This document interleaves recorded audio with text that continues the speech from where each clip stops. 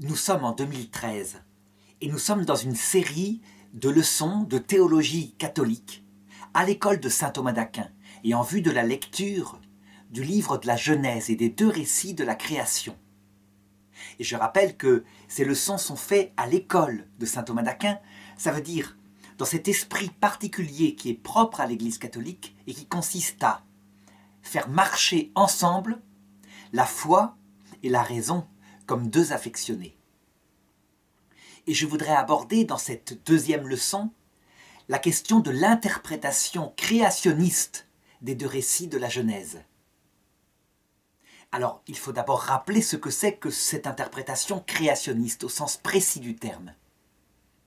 Il s'agit d'une interprétation qui est surtout à la mode, je dirais, dans les églises évangéliques américaines et aussi dans l'islam sunnite et chiite actuellement. On peut dire que, par exemple, en Arabie Saoudite, à peu près 80% des gens sont dans une perspective créationniste. En Amérique, aux États-Unis d'Amérique, où la religion est protestante en premier lieu, on pense qu'à peu près 40% des personnes pensent que le monde a été créé comme l'indique le livre de la Genèse, en prenant sa lecture au sens fondamentaliste du terme. Ça veut dire à la lettre, en ne prenant pas les textes comme s'ils étaient des symboles de réalité qui sont cachés dessous. Alors, il me faut préciser les choses, parce que lorsqu'on regarde sur Internet, lorsqu'on regarde les débats qui sont par rapport à cette pensée créationniste, on voit qu'ils sont souvent portés par des personnes qui sont très hostiles, qui sont dans une pensée qui est à l'extrême inverse. Ça veut dire souvent une pensée philosophique, matérialiste, athée. Et donc, on a tendance à identifier plein de choses sous cette pensée créationniste. La pensée créationniste, c'est donc une pensée théologique, de théologie révélée. Mais c'est une théologie révélée particulière, qui n'est pas du tout dans l'esprit catholique dont je parlais tout à l'heure avec saint Thomas d'Aquin. C'est plutôt une théologie qui se méfie des sciences, qui va s'appuyer par exemple sur saint Paul, un texte interprété à leur façon qui dit que la science corrompt la foi. Et donc, cette pensée créationniste consiste à prendre le texte de la Genèse, les 12 premiers chapitres en particulier, qui sont spéciaux, qui sont des chapitres, comme je le disais dans la leçon précédente, avec un style particulier, un style qu'on pourrait qualifier de mythique, non pas qu'il ne signifie rien, mais c'est un style, on voit bien, qui est sous forme d'un conte. Eh bien, le créationnisme biblique consiste à prendre ces textes au sens littéral. Ça veut dire que le sens littéral, fondamentaliste, est considéré comme révélant quelque chose de ce qui s'est réellement passé au plan scientifique. Au plan scientifique.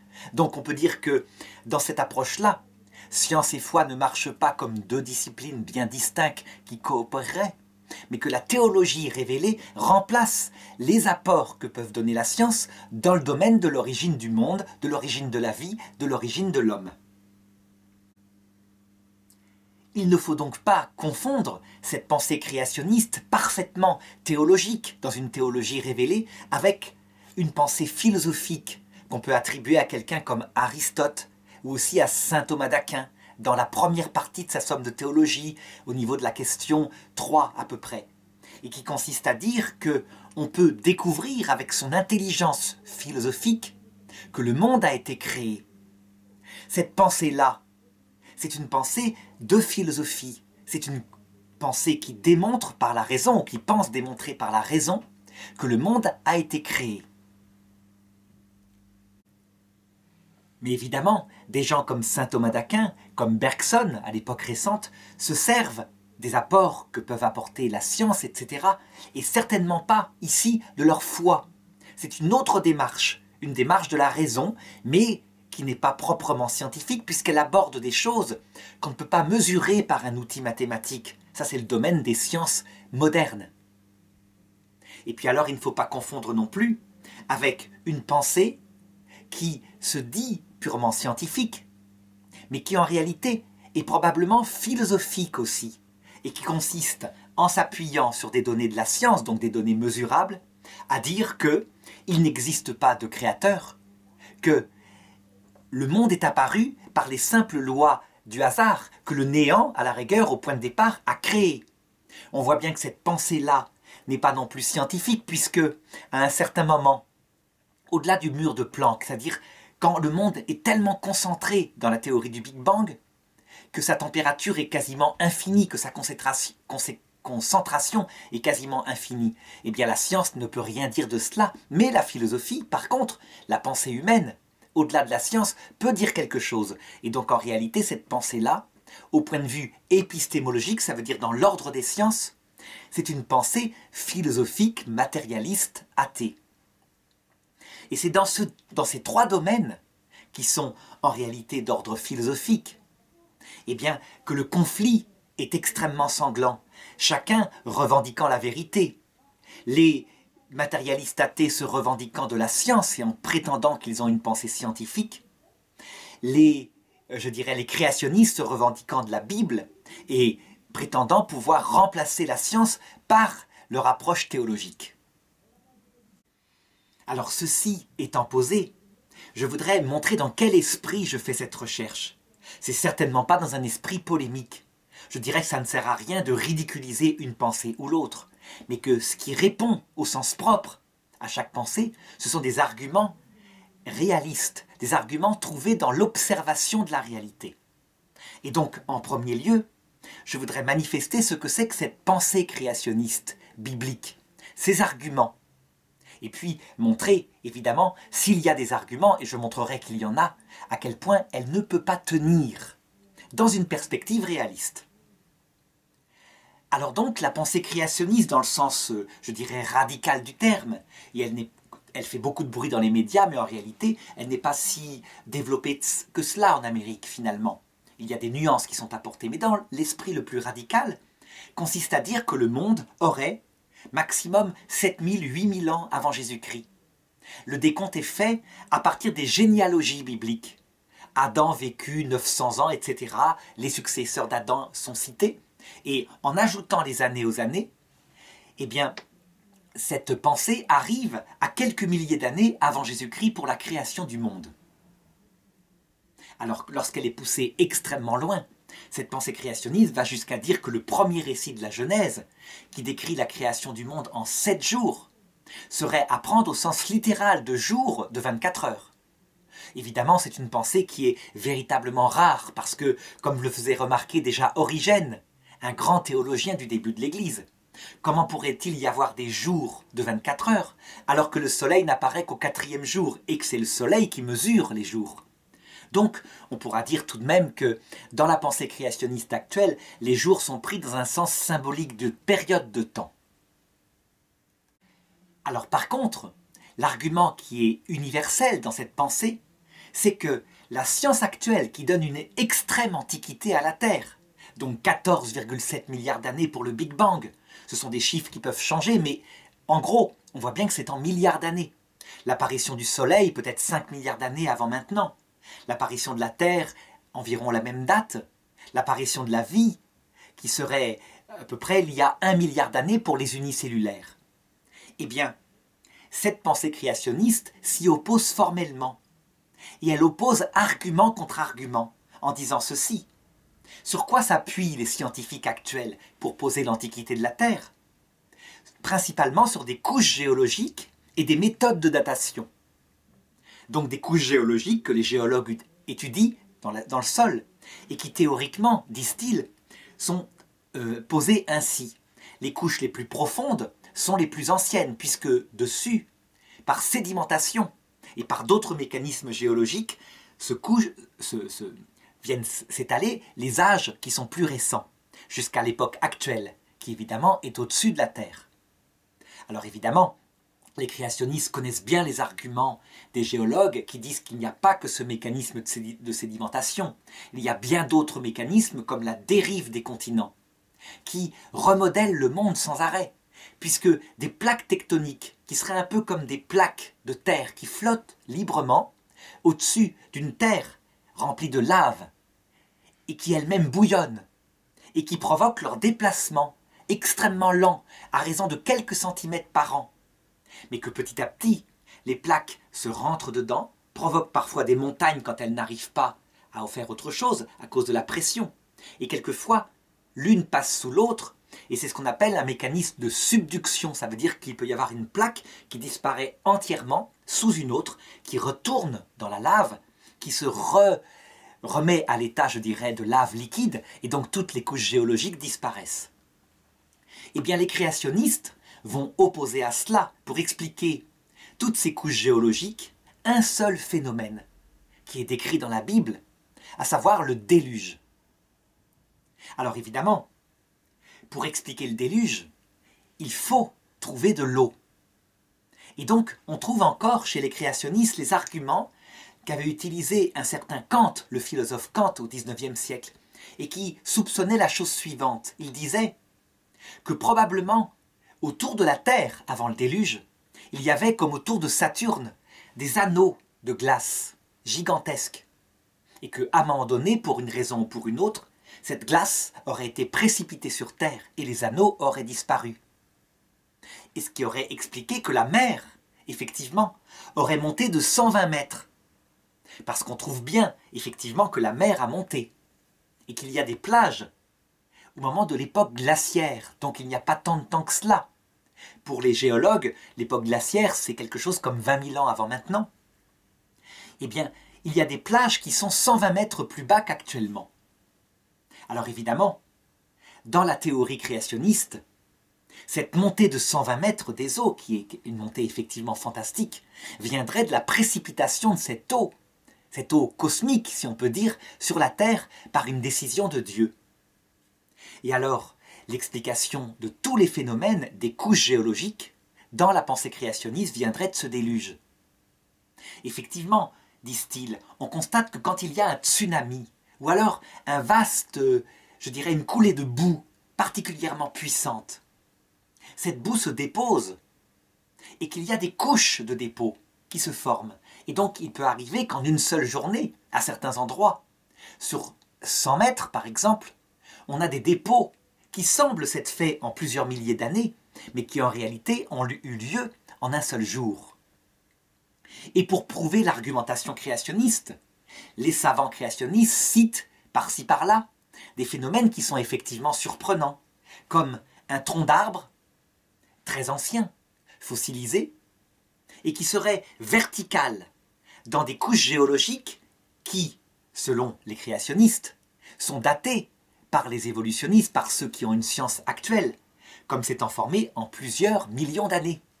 Donc comment expliquer, disent-ils, qu'un tronc vertical ait pu subsister sans pourrir à travers ces couches géologiques, et ils en déduisent, vous voyez bien, les couches géologiques, c'est une falsification des scientifiques actuels, elles se sont formées à cause du déluge en quelques jours. Les arguments des créationnistes vont beaucoup plus loin encore, et il convient vraiment de les citer pour ce qu'ils sont. À savoir que les coquillages qui sont au sommet des montagnes sont pour eux une preuve de plus du déluge. À savoir que quand la Bible dit que l'eau arriva au sommet des montagnes, au moment du déluge, eh bien, tout simplement, pour les créationnistes, les coquillages ont été apportés par ce déluge au sommet des montagnes. À partir de là, à partir de ce principe, les créationnistes déduisent tout le reste. Et ils affirment forcément que l'homme a connu l'époque des dinosaures. Si la Terre a maximum 7000 ans, eh bien, disent-ils, logiquement, les dinosaures ont vécu en même temps que les hommes. Et alors, ça leur permet d'expliquer les traditions mondiales partout dans le monde sur les dragons. Comment expliquer, disent-ils, que l'humanité entière, aussi bien en Amérique du Sud qu'en Orient, qu'en Occident, parle de l'existence de ces géants de jadis, ces reptiles gigantesques. Et ils disent, s'il y a une légende qui court chez les humains, c'est donc qu'ils ont connu les dinosaures. On a même vu sur Internet certains scientifiques créationnistes produire ce qu'on pourrait dire des traces de pas au niveau de traces de pas de dinosaures, des traces de pas humains. Alors évidemment, aucune revue scientifique n'a suivi ces choses-là, et il a été démontré de nombreuses fois que c'était des falsifications. Des falsifications, d'ailleurs, on peut dire qu'il y en a dans les milieux créationnistes, comme il y en a dans l'autre milieu, le milieu extrême de l'autre côté. Je pense du côté de l'évolutionnisme pur, avec l'homme de Piltdown, qui est un squelette parfaitement faux, qui a été inventé, je dirais, à la fin du 19e siècle. Alors parmi les faux qu'on peut trouver sur Internet, il suffit de taper sur Google le mot-clé « géant », un géant, parce que la Bible parle des fameux Anakim, les géants des temps jadis qui auraient été exterminés par Josué lors de la conquête de la Palestine. Et on trouve des photos comme ça, d'immenses squelettes gigantesques qui mesurent bien 10 mètres de haut, avec un petit bonhomme assis à côté. C'est évidemment une falsification, donc un travail qui a été fait par manipulation d'une photographie. Il n'empêche que, quelquefois, ces arguments sont cités, et de moins en moins, heureusement, parce que c'est facilement démontrable qu'il y a ici un abus. Alors je ne vais pas m'étendre vraiment plus sur les arguments créationnistes, mais je voudrais simplement, par un argument imparable, véritablement, un seul suffit d'ailleurs, montrer à quel point il est impossible, absolument impossible, que le premier récit de la Genèse, qui est celui qui est le plus utilisé par la pensée créationniste, puisqu'il voit les choses selon des étapes progressives, comme effectivement on trouve dans la géologie. Effectivement, il y a eu des étapes de l'apparition de la vie. Mais comment ce premier récit ne peut pas être un récit scientifique? C'est absolument impossible. Alors, il suffit simplement de regarder ce qui se passe au 3e jour et au 4e jour dans le récit de la Genèse et de le relire simplement. Au 3e jour, la Bible dit que Dieu créa les plantes vertes, la verdure, et les arbres qui portent des fruits. Donc j'avais déjà cité cet argument dans la leçon précédente, je ne vais donc pas relire le texte, mais je vais le raconter, ça revient au même. Il s'agit des arbres qui portent semences. Donc quelque chose que les scientifiques actuels disent être apparu, en tout cas pour les plantes à fleurs, très tardivement. Je dirais à la fin de l'ère tertiaire, ça veut dire qu'au moment des dinosaures, il n'y a pas encore de plantes à fleurs.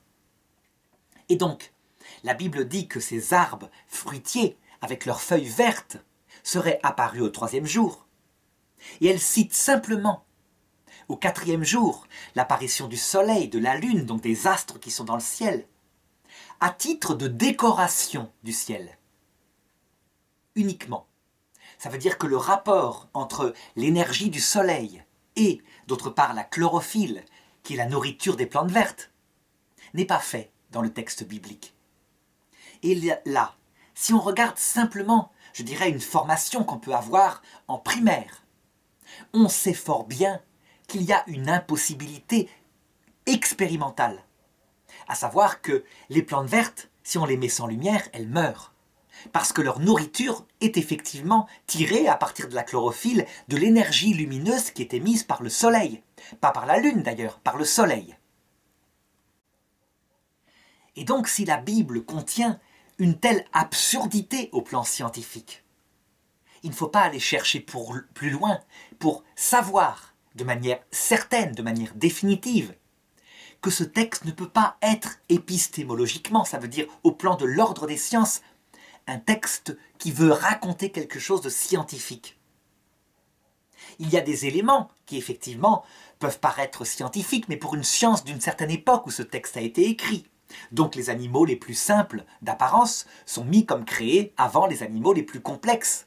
Évidemment. Donc les bestioles, les vers, mettons, sont créés avant les chiens. C'est logique. Mais ça, un homme de cette époque aurait pu le deviner.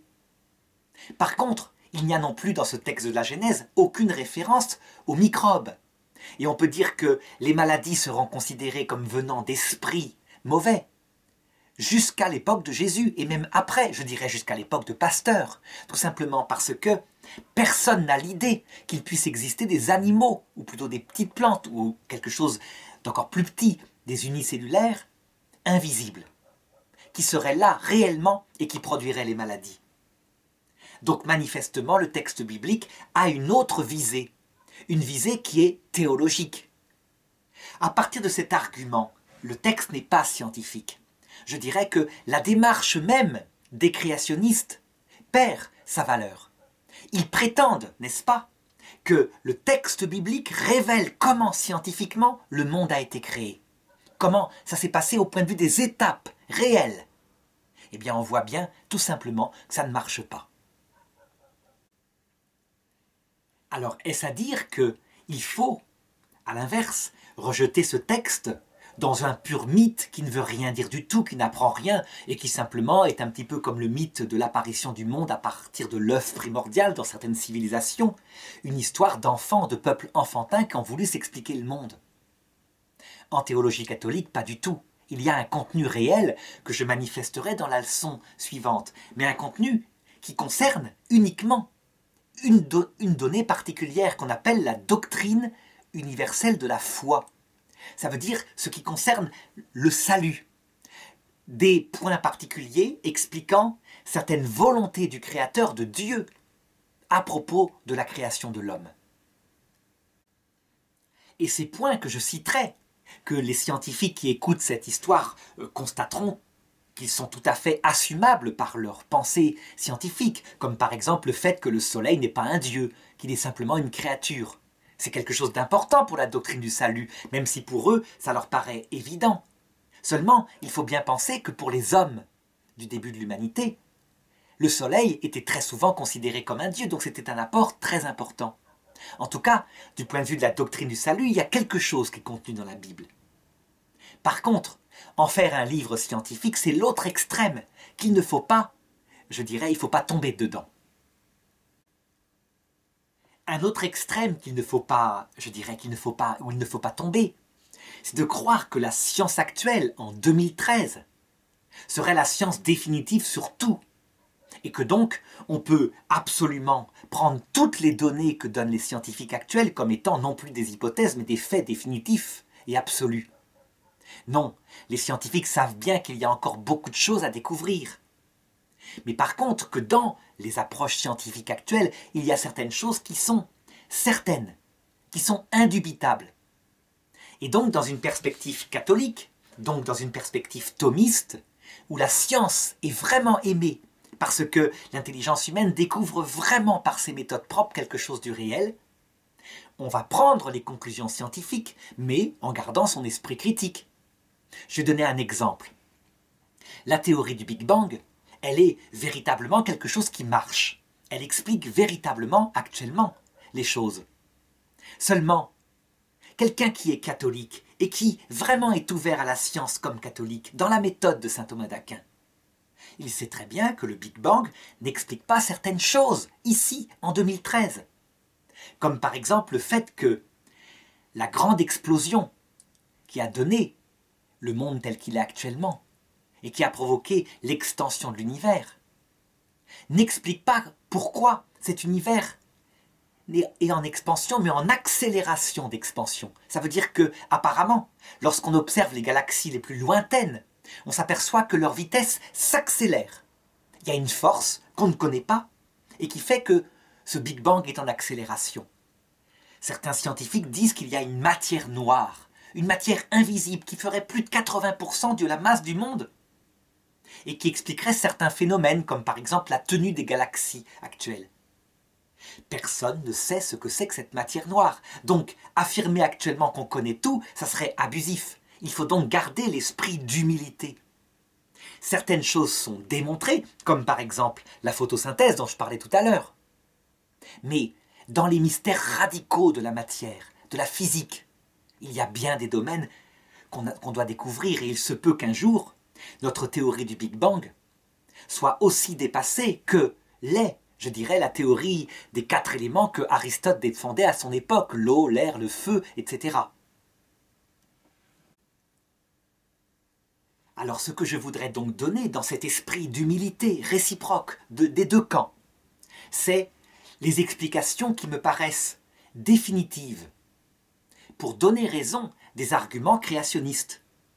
Et donc il n'y a rien de tel qu'une argumentation solide pour convaincre et pour montrer que ce n'est pas du tout quelque chose qui va abaisser la Bible, loin de là. Alors, reprenons les arguments forts que j'avais pris tout à l'heure. Il est vrai que les géologues trouvent parfois, dans ce qui leur paraissait des couches géologiques, des arbres verticaux, plantés dedans.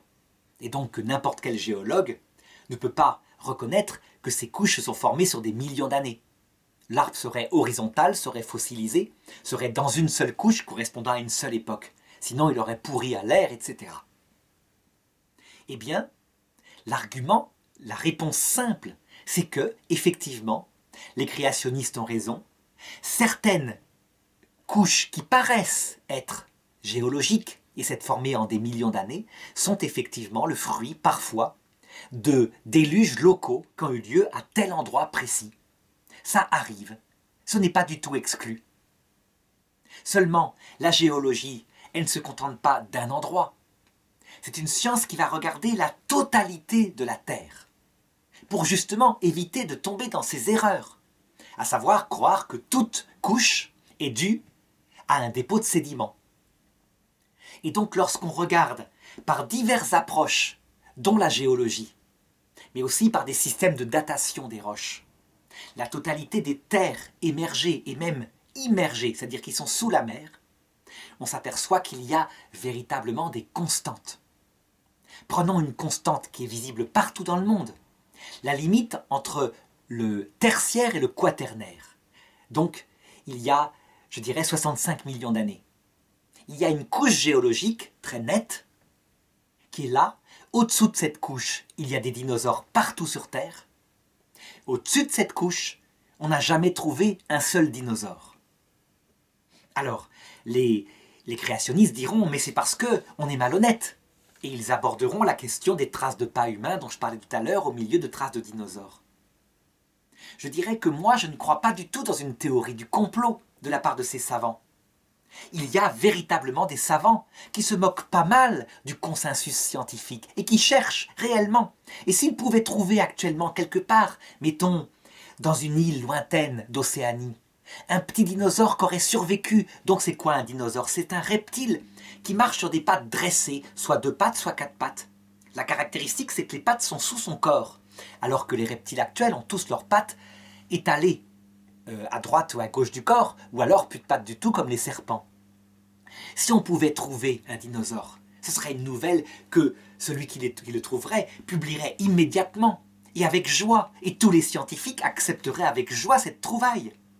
De même, si on pouvait trouver des dinosaures qui auraient survécu ne serait-ce que jusqu'à il y a, mettons, 20 000 ans. Mais ce serait proclamé partout, il n'y a pas de raison de faire un complot. Il n'y a pas de complot particulier pour prouver que Dieu n'existe pas.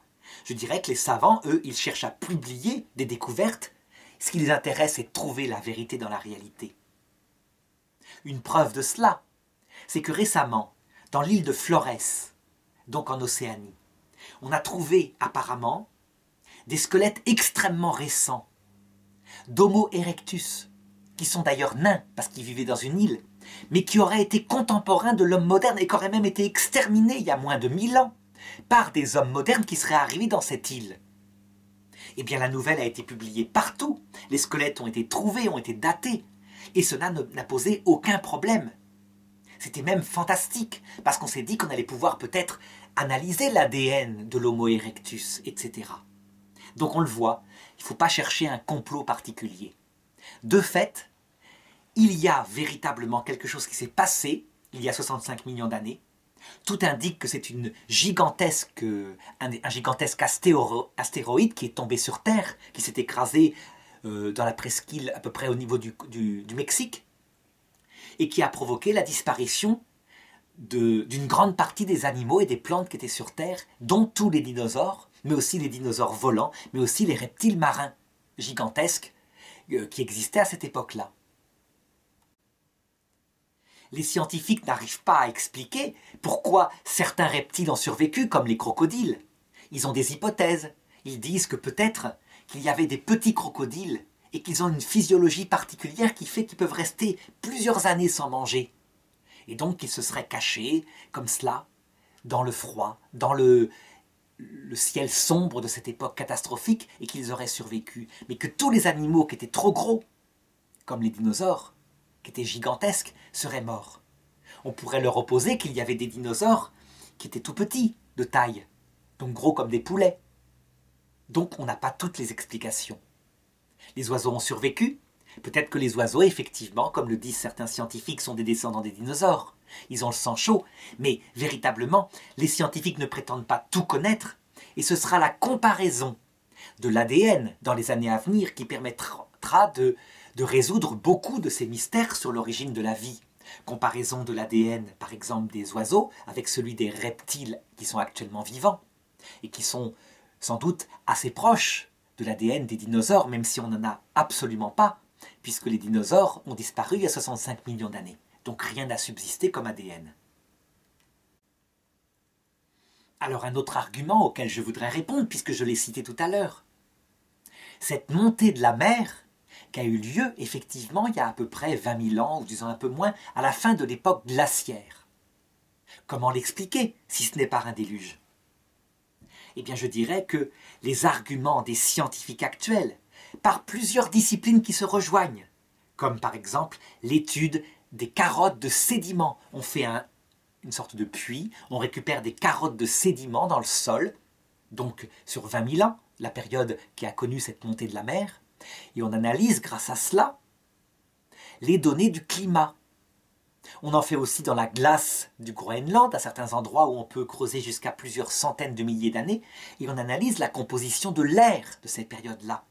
Bref, plein de systèmes, plein d'études scientifiques qui se rejoignent, et qui indiquent que manifestement, il y a eu un réchauffement climatique, quelque chose d'intense, de plusieurs, je dirais plusieurs degrés, au point que une gigantesque calotte glaciaire de plusieurs kilomètres qui recouvrait, je dirais, une grande partie de l'hémisphère nord et aussi de l'hémisphère sud, a fondu. Cette eau, qui était accumulée par des chutes de neige sur des milliers d'années, elle s'est répandue dans la mer et elle était suffisamment importante pour provoquer une montée de la mer de 120 mètres. Ce qui explique les plages qu'on trouve sous ce niveau.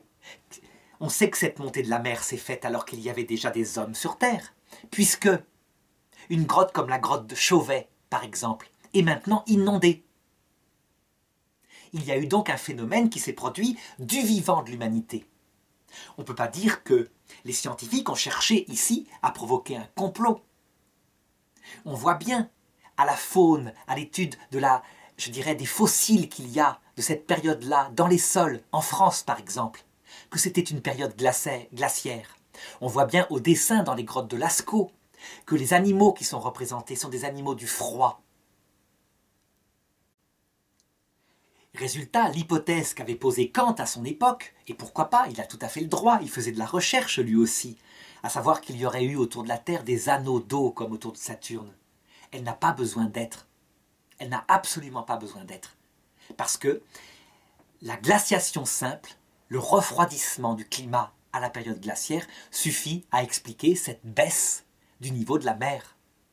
Parce qu'il s'est formé du givre sur les terres, tout simplement. Alors, autre réponse scientifique qui est absolument fondée, qui je crois est imparable, pour quelqu'un qui a un esprit un petit peu formé en sciences, c'est l'explication de ces coquillages, de ces fossiles de coquillages qu'on trouve au sommet des montagnes.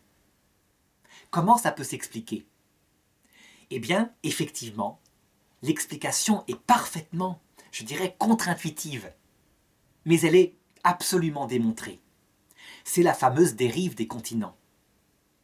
Donc, je disais tout à l'heure que la Terre, c'est une sphère de lave, avec à l'intérieur des réactions encore nucléaire qui fait que ça chauffe.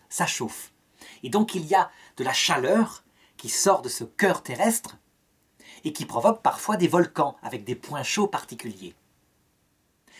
La croûte terrestre qui est au-dessus, elle est comparable véritablement à un gâteau qui aurait refroidi. Et donc ça flotte. Mais ça bouge parce que, évidemment, la chaleur provoque des effets sur cette croûte terrestre. Seulement, ce mouvement de ces plaques continentales qui sont là, qui flottent, il est extrêmement lent. Extrêmement lent à vue humaine. Si on pose 2 cm par an de mouvement de ces plaques, eh bien, au bout d'une vie humaine, tout ça, ça aura bougé de moins de 2 mètres. Donc ça ne se voit pas. Cependant, lorsqu'on regarde les choses maintenant sur des millions d'années, on s'aperçoit de manière indubitable que c'est vrai. On en a des preuves de tous les côtés et les géologues en montrent. La première découverte, c'était que la côte de l'Afrique s'encastre parfaitement dans la côte de l'Amérique. Véritablement, les formes sont les mêmes. Du coup, ça ne suffisait pas, c'était une intuition. Il fallait aller vérifier aux mêmes endroits, aussi bien en Amérique qu'en Afrique, si les roches étaient les mêmes. Et on s'est aperçu que non seulement les roches étaient les mêmes, mais qu'il y a quelques dizaines, quelques centaines de millions d'années, quand ces terres étaient réunies pour faire un seul continent, la faune était la même, la flore était la même, les fossiles qu'on trouve sont les mêmes. Et donc, à partir de la considération sur la dérive des continents, l'explication de ces fameux coquillages qui sont au sommet des montagnes est simple. En fait, il s'agit d'anciennes mers qui se retrouvent entre deux plaques qui glissent l'une vers l'autre et qui se rencontrent. Si bien qu'il peut arriver que ces mers sont soulevées en hauteur par la pression entre ces deux plaques, par des séries de tremblements de terre d'ailleurs, qui fait naître sans arrêt les montagnes. Et donc ce fond marin se retrouve au sommet d'une montagne, tout simplement. Il ne s'agit donc pas d'une trace du déluge, mais bien d'une preuve de la dérive des continents.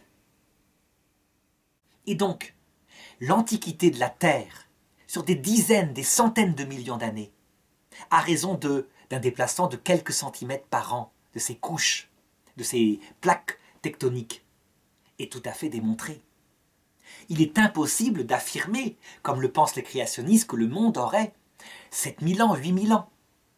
On le voit bien. Plusieurs sciences concordantes, qui n'ont pas le même objet.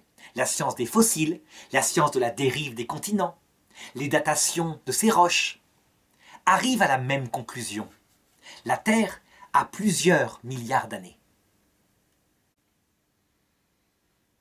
Alors l'un des arguments les plus forts auxquels tiennent le plus les théologiens créationnistes, c'est la fixité des espèces. Parce que le texte de la Genèse, dans le premier récit de la Genèse, indique sans arrêt que Dieu créa les animaux, les plantes, selon leurs espèces. Et donc le texte biblique semble vraiment fixiste. En conséquence, toute la science moderne, qui s'est structurée au point de vue de la biologie sur la théorie de l'évolution, eh bien, les créationnistes ont tendance à dire qu'elle est un complot des scientifiques. Alors, je ferai une leçon particulière dans cette série de leçons pour aborder cette question de l'évolution. Mais tout ce que je voudrais dire ici, c'est que, comme catholique, mais aussi comme personne qui fait de la philosophie et de la science, j'affirme qu'il y a certaines choses qui sont parfaitement démontrées dans le domaine de l'évolution. C'est ce qu'on appelle les micro-évolutions, mais qui, un petit peu comme la dérive des continents, s'ajoutent les unes aux autres. Ce qu'on appelle une micro-évolution, c'est quand un organe change de forme. Par exemple, si un bras se raccourcit parce qu'il n'est plus utilisé, et se raccourcit un petit peu, tous les millions d'années, de mettons 10%, eh bien, au bout de 10 millions d'années, ce bras aura disparu. Ça, ce sont des ajouts de microévolution qui peuvent passer d'une espèce qui a des bras qui lui servent à une espèce qui n'a plus de bras. C'est ce qu'on a constaté, des visus, à travers l'étude des fossiles, pour l'apparition de ce qu'on appelle les cétacés. Il est manifeste qu'il existe un mammifère terrestre, véritable, qui n'a pas de descendants sur Terre actuellement, mais qu'on reconnaît à certaines formes de son crâne. Donc, je dirais que l'étude des squelettes va intervenir ici. Et cette forme particulière de crâne, on ne la retrouve actuelle que chez les dauphins, les baleines. Or, en regardant dans les fossiles, on constate qu'il y a des animaux, comme des baleines primitives, qui ont au départ des membres, des véritables pattes qui leur servent à se déplacer. Et puis à d'autres moments, quelques millions d'années plus tard, ces pattes se sont transformées en nageoires. En tout cas, elles ont véritablement changé de forme. Ceci étant dit, si les macroévolutions sont démontrées, et je pense qu'elles le seront encore plus par la comparaison de l'ADN, qui est la science qui s'ouvre maintenant au XXIe siècle grâce aux ordinateurs qui permettent d'analyser l'ADN de milliers de vivants différents et de le comparer après dans des grandes recherches comme ça systématiques avec des quantités de données gigantesques que l'homme ne peut pas faire tout seul. Donc on aura l'explication de ce qui est véritablement évolution. Ceci étant dit, à l'heure actuelle, en 2013, je ne suis pas assez crédule pour affirmer que on peut impunément, comme cela, étendre ces micro-évolutions démontrées et qui peuvent véritablement faire qu'une souris devient un éléphant. Donc, ça a un impact gigantesque, mais qu'on peut impunément expliquer grâce à ces micro-évolutions l'apparition d'organes radicalement nouveaux quand ils sont apparus pour la première fois, comme par exemple l'œil fonctionnel, qui apparaît dans plusieurs grands groupes d'animaux, et qui a véritablement des sections d'ADN radicalement nouvelles, qu'il faudra bien expliquer. Je sais bien qu'actuellement, les évolutionnistes ont des explications en montrant comment un début d'œil, qui est simplement, je dirais, une cellule photoélectrique qui repère le sombre et le clair, peut se replier sur lui-même pour former une demi-sphère puis une sphère de plus en plus repliée, ce qui à la fin permet de focaliser la lumière. Oui, très bien, mais il faut voir précisément à quoi ça correspond au point de vue de l'ADN, parce que ma cellule photoélectrique au point de départ, elle implique un ADN extrêmement précis, des centaines de milliers de bases qui codent ce qu'elle est. Et que donc il faudra bien expliquer l'apparition d'ADN radicalement nouveau, qu'on ne me dise pas qu'il n'y a jamais eu d'ADN radicalement nouveau. On est bien passé à un moment donné d'unicellulaire, qui donc n'avait pas l'ADN qui permettait d'être photosensible, à des êtres qui avaient cette photosensibilité. Donc il y a des sections d'ADN qui apparaissent, c'est très net. Elles apparaissent véritablement à certains moments, peut-être qu'elles apparaissent lentement, comme le disent les évolutionnistes, mais encore faudra-t-il qu'ils expliquent le mécanisme. Donc tout n'est pas non plus au point, et il faudrait véritablement que, à la fois du côté des théologiens, mais aussi du côté des scientifiques, il y ait l'humilité de reconnaître là où on est rendu, et de ne pas mêler d'un camp comme de l'autre ces convictions religieuses, que ce soit des convictions athées d'un côté qui sont véritablement une foi. Oui, une foi. F-O-I, parce qu'on croit que Dieu n'existe pas. On en est convaincu, avec des arguments affectifs et définitifs. Et de l'autre côté, la foi des chrétiens, comme les évangéliques ou les musulmans fondamentalistes qui disent que la science a tort parce qu'on croit que le texte biblique est valable à la lettre jusque dans le domaine scientifique. Chose qui n'est pas du tout obligatoire de croire quand on est chrétien ou quand on est musulman. Alors je dirais que face à ces deux camps, qui sont si opposés et irréconciliables, mais qui pour moi ne recherchent pas d'abord la vérité, mais qui simplement ont des convictions philosophiques, eh bien, il y a, situé entre les deux, une perspective qui recherche simplement à la manière dont faisait Aristote. Et que le camp de ceux qui sont matérialistes athées vont avoir tendance à rejeter dans le camp des créationnistes bibliques, et que les créationnistes bibliques, eux, vont avoir tendance à rejeter parmi les athées matérialistes qui veulent nuire à la Bible. C'est le camp des philosophes. Des philosophes, ça veut dire des gens qui se séparent du domaine de la foi pour un temps, ce qui n'empêche pas qu'ils peuvent être par ailleurs croyants. Qui d'autre part ne sont pas naïfs au point de croire que la science peut tout mesurer. Donc ils savent très bien que tout n'est pas scientifique dans la recherche de la vérité. Par exemple, je le disais tout à l'heure, en 2013, qu'on ne me dise pas que tout est acquis au niveau de la comparaison des ADN des espèces du monde. Ce n'est pas vrai, mais c'est en train de se faire. Donc cette vidéo sera périmée d'ici 10 ans, par exemple. Les philosophes, eux, ils cherchent à comprendre les choses par toutes les méthodes naturelles de leur intelligence. D'ordre philosophique, et ce sera quelque chose de très intéressant à regarder.